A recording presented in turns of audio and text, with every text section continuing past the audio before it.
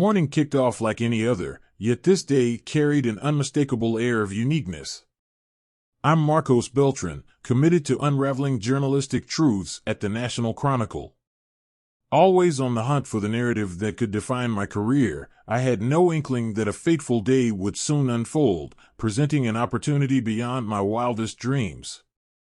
To this day, the sheer incredibility of what transpired remains etched in my memory. This, dear reader, is my story. One ordinary morning, at 7:33 a.m., my cell phone rang as I prepared for another day at the newsroom, displaying an unfamiliar number. Despite my initial hesitation, something compelled me to answer. To my surprise, a crisp voice on the other end welcomed me to a call that wasn't meant for me. I didn't know, but a rare glitch in the cell phone network connected my phone to the Oval Office, where a recording device is always on, even when the room is empty. Even the president's phone is part of it, the heart of the U.S. government. The president, unaware of this accidental connection, kept talking about important stuff with his close advisors. This surprising and unlikely event was way beyond what I could have imagined. As I listened in disbelief, I realized that the president and 5 of his closest advisors, President Richard Thornton, Secretary of State Robert Mitchell, Chief of Staff Evelyn Harper, National Security Advisor William Foster, and Attorney General Cynthia Rodriguez, were entangled in a web of corruption. They were accepting bribes and engaging in questionable financial dealings. The gravity of the situation hit me like a ton of bricks, and I knew I held the story of a lifetime in the palm of my hand. Balancing on the ethical tightrope, I grappled with the decision of whether to expose the corruption I had unwittingly stumbled upon. The weight of journalistic responsibility clashed with the potential personal and professional repercussions.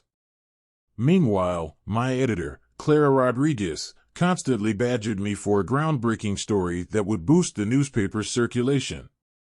As I continued to eavesdrop on the clandestine conversations from the highest echelons of power, I discovered the depth of the conspiracy.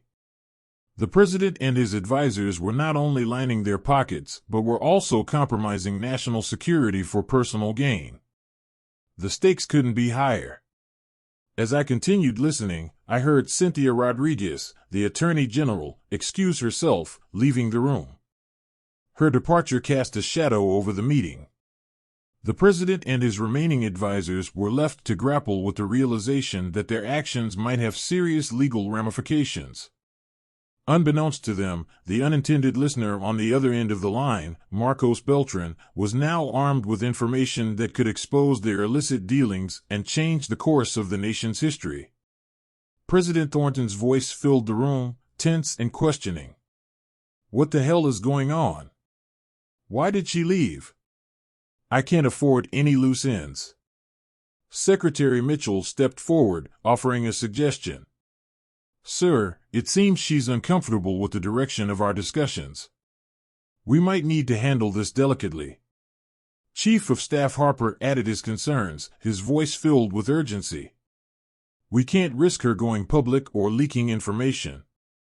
It could jeopardize everything. National Security Advisor Foster, always composed, proposed a solution.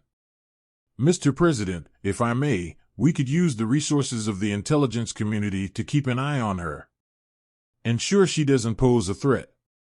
William, make it happen. I want eyes on her 24/7.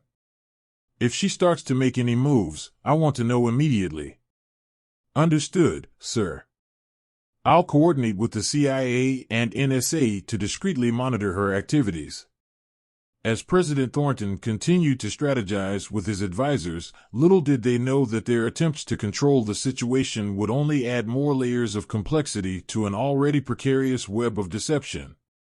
The unintended listener, Marcos Beltran, now possessed not only evidence of corruption but also insights into the president's growing paranoia.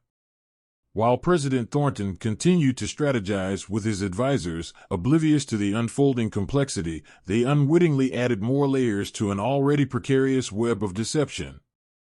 Little did they fathom that I, Marcos Beltran, now hold not only evidence of corruption but also insights into the president's escalating paranoia.